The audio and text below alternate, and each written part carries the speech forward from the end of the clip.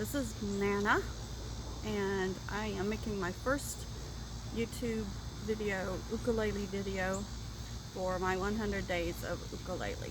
I am making this on the first try, and I'm out in my backyard in my little gazebo while the sun is still semi-out, and just want to say, don't judge me harshly. I've only been playing for less than 3 months. I got my ukulele on July 2nd. I played it pretty much every day for at least the first 6 weeks or so.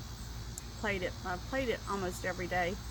I slacked off a little bit in the last few weeks, 2 or 3 weeks, because I've just got busy with other things. So I'm actually a little rusty from even a beginner.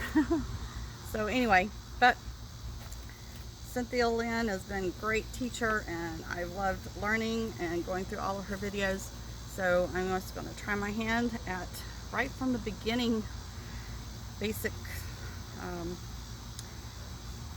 her basics, ukulele, beginner ukulele basics. So anyway, all right, my very first one. Oh, I'm so nervous. Okay.